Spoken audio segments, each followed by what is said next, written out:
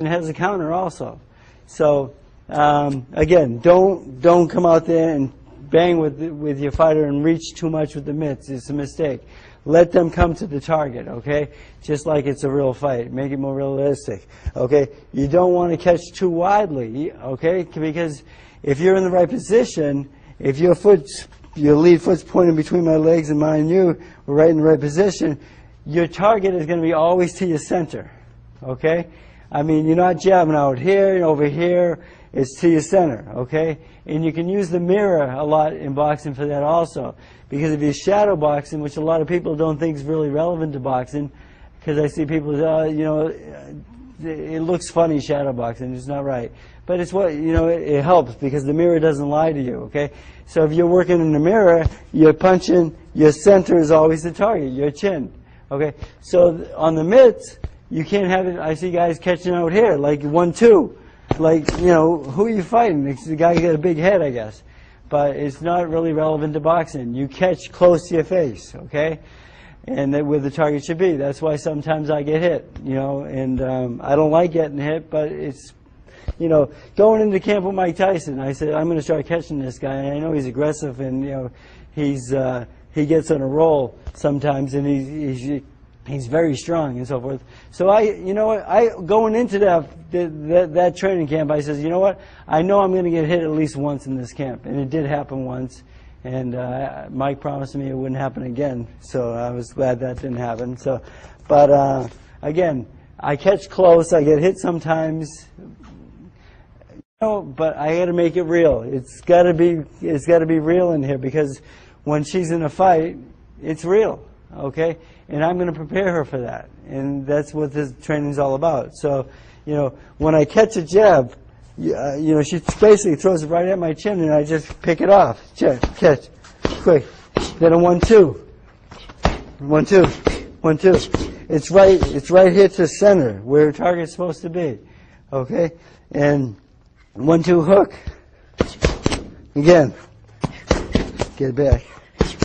That's it. 1-2 hook right hand. Again, jab,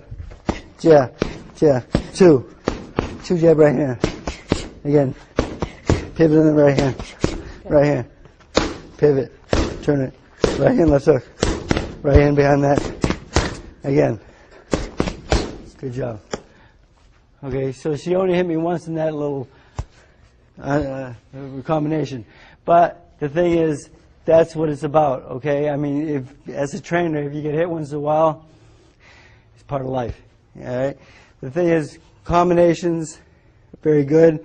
Again, we all know we're professionals. We know what combinations are, and we know head movement after combination is very important. And coming into a combination also, you need a little bit of head movement. You know, you just don't want to walk to a person with a stiff right there. You want to, right here, the little bend here, like shock absorbers, okay? So if I do get hit with a punch, I can roll with it or ride with it, okay? I don't get hit stiff-legged. If I get hit stiff like that, I'm going to end up right my, and that's where you don't want to be. But it's right here, nice balance, right there, and we're both ready to fire at each other or to make the punch miss, okay? And that's where the position you got to be into. So if I throw a left hook here to the body, now, you think about it, if I throw a left hook to the body, position-wise, I really am not in position to throw a right hand. So it's really, let's make it simple, okay? If I throw a left hook to the body, 90% of the time I'm going to throw a left hook to the head behind it. You should, and with experience, you'll know that, okay? Like when Alexis Arguello, when he was blocking all my shots, and he knew what I was going to throw before I did, and I thought it was amazing at that time. But again, he had been in the ring so much, he was used to it, and he saw it so many times, he knew it was going to come. And I was just a young kid. But then, you know, I was a little bit too aggressive. But if you sit down and think about it, that's why on George Foreman's comeback, he did so well, because, I mean, he was calm in there. I mean, this guy, you know, he's 45, 50 years old and knocking out young guys, you know. And it was because he saw everything happening, and it didn't rattle him at all. He was comfortable with it. He's been in there so much. There was nothing he hadn't seen before, you know. So if I throw a left hook to the body, 90% of the time, I'm going to go with my second hook to the head. And you, Francesca, if you think about it, you'll know that, and you just go under that shot and make it miss. Make it simple, right? Bang, bang. And then you've got the counter right hand right on my chin. And again, let's do it. Boom, boom, boom, right hand. Boom, boom. Nice and short. Very good. Again, on punches like that, was a beautiful right hand because it was so short. And what fighters make a mistake sometimes of reaching for punches, okay? Now, if you throw a jab at me here and a right hand here, now make sure you pivot in the right hand. So that's a nice short right hand. But sometimes people get a little anxious and they start throwing the right hand a little bit long. And when you throw a right hand long at me, I'm going to have time to counter the shot, okay? The thing is, a 6-inch right hand is the best right hand. It's, you know, you're right in position, the jab gets you there. You land that 6-inch right hand right there from there to there, right through the target. There you go, right there. It's a beautiful shot, and that's the shot that will knock somebody out. Something that's short and they don't see coming.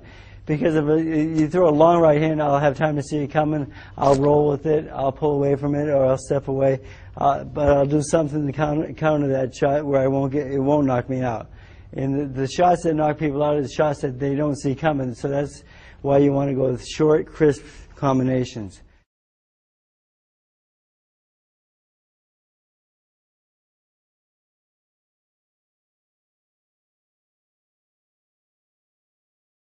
Title Boxing's got you covered with more action-packed videos to get you in the best condition of your life. Featuring Danny Campbell, Michael Rutherford, Jeff Fennick, Russ Anberg, Justin Fortune, and Freddie Roach. They'll put you through the paces to show you everything you need to know to improve your speed, strength, agility, and stamina. How to wrap hands, hitting the heavy bag, medicine ball, attaining the edge of speed, interval training, punching at angles, advanced techniques, explosive speed and power, mastering the basics, punchment secrets, getting bigger and stronger, dynamic speed and thrust, counter punching, working the corner, defensive skills and drill, body punching, losing weight, cross training, basic and advanced boxing techniques, punching bag training, and more. Get only the ones you want, or get maximum impact with the entire series. Get the secrets of over 80 years of combined boxing and physical training experience in one action-packed video series. Where do you get it? Exclusively at TitleBoxing.com. TitleBoxing.com. If we don't have it, you don't need it.